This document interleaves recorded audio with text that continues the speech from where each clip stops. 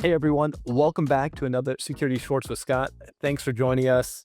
Really excited about the conversation we're going to have today. It's a topic that comes up with a lot of people out there because it's sort of a broad-based topic. It's a broad conceptual topic, but there's a lot of specificity that people want to know about. So super excited to have the conversation. So please, everybody, welcome to the podcast, Mr. David Byrnes, Global Head of Channels and Alliances VP for Kiteworks. Been in the space for a long time. David, welcome to the podcast. Thank you. Glad to be here.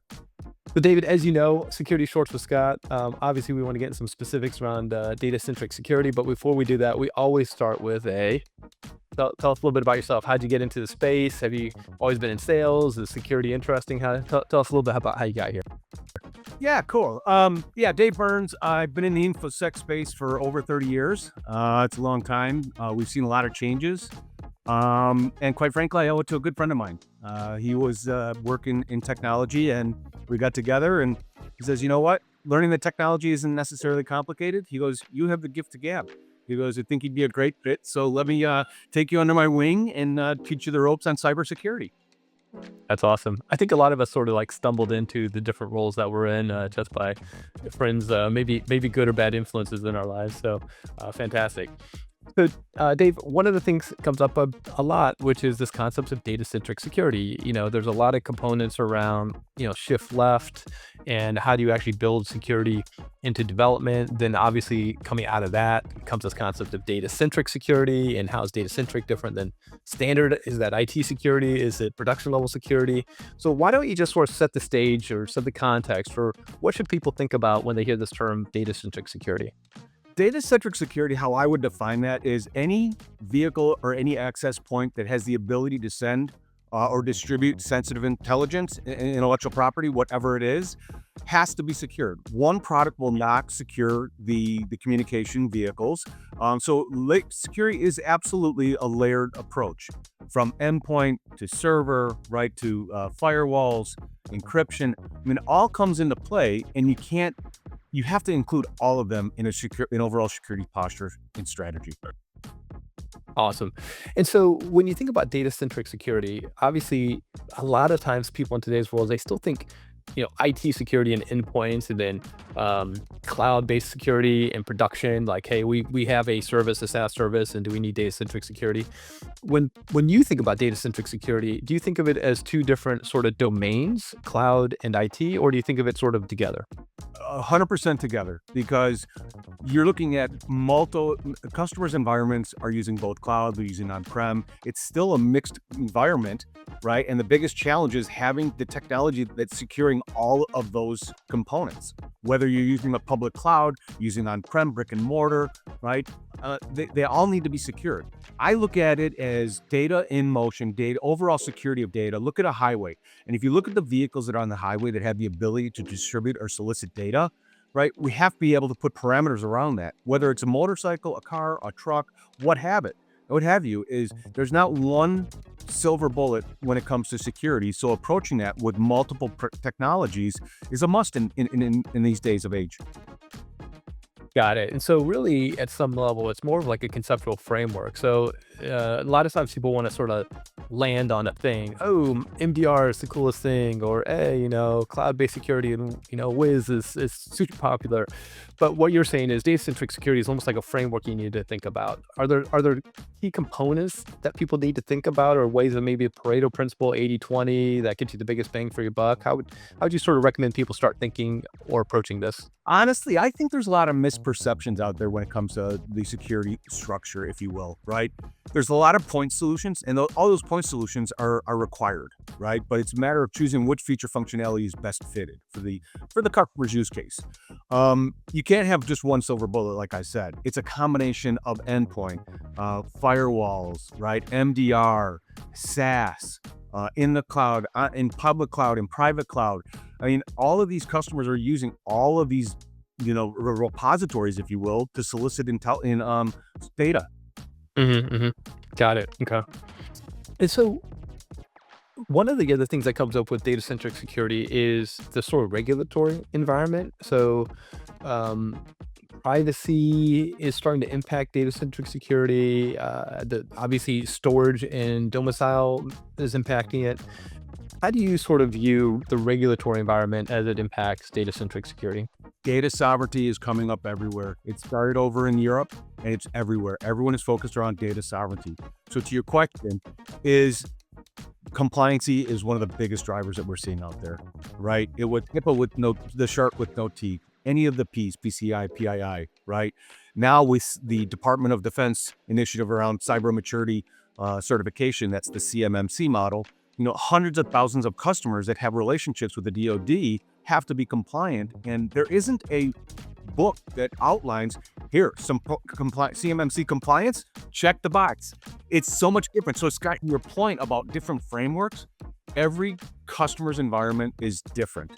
And depending on what their use cases they're solving for, it's going to depend on the particular technology that they make the investment in. Yeah.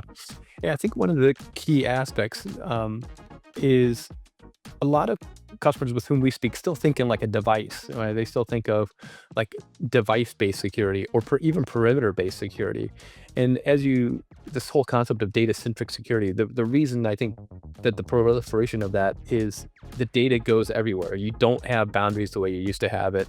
A device does not encapsulate the person, the human, in totality, or the data that that person or human contacts. So therefore, you have regulatory schemas like CMMC or the European privacy components, and then Dora. you also have then you also just Or have regular IR, life. Yeah. sure, Yep. sure. Yep. No, so Scott, to that point, we were doing an enablement session. This was just recently, and one of the architects at the partner, we asked the question: how long would it take you to find your unstructured data? Now, I mean just unstructured data as a general, right, broad stroke.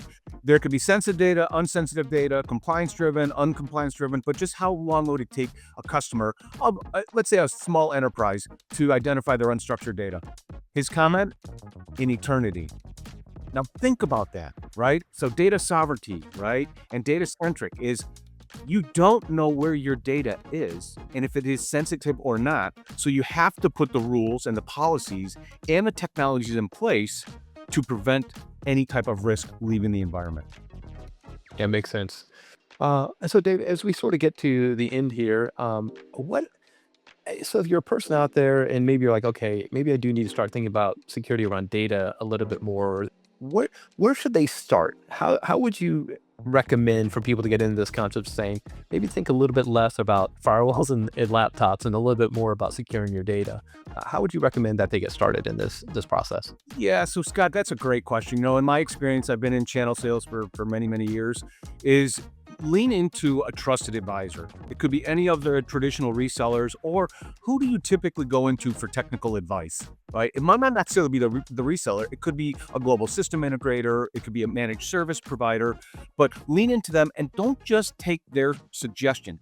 Having second and third opinions to validate based on what your customers' needs are and their environment is needs are, that's would be my biggest suggestion. We have a lot of partners, even though the company I work for, we're well known, but our customers are going to our partners to validate who we are. And do we do what we say we do? I'll give you an example, Scott. I was over at the RSA conference out in California. There's hundreds of thousands of vendors out there. As a customer, who do I believe? You believe the person that you talk to on a regular basis and you have a trusted Correct. relationship with. Yeah. Yeah, correct. Um, Yep. So no, I appreciate that. Obviously, we live in that world on our side, so it's always useful to hear about people coming over and obviously talking to SIs and MSSPs and things like that. Um, so Dave, we're going to wrap here. Any final comments you want to make as far as like just this entire uh, concept of data-centric security, and then obviously, where do people go to find out more about you and your company and things like that? Sure. So my advice, like I said, it's don't trust just one person, right? Or contact. It doesn't hurt to do due diligence, right? I'm a big fan and big believer.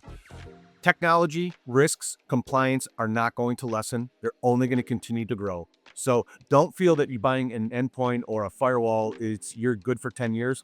That's not the case, right? I work for a company called Kiteworks. I run worldwide channel sales and alliances. And one of the messages, Scott, that comes back to me from our partners is what technologies, A, do we integrate with, and which technologies do we complement? Because they're not looking for point solutions, the customers.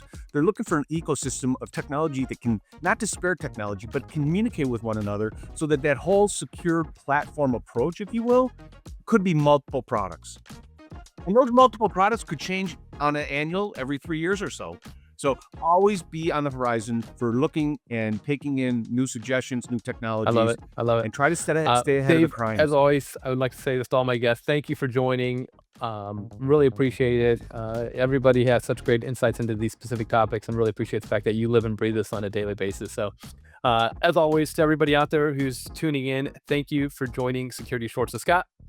We will do another one of these, as always, in about another month. And so please subscribe or click the button or whatever people do out there on social media. But thanks for joining, and we'll talk to everybody here again in 4 to 5 weeks. Thanks all.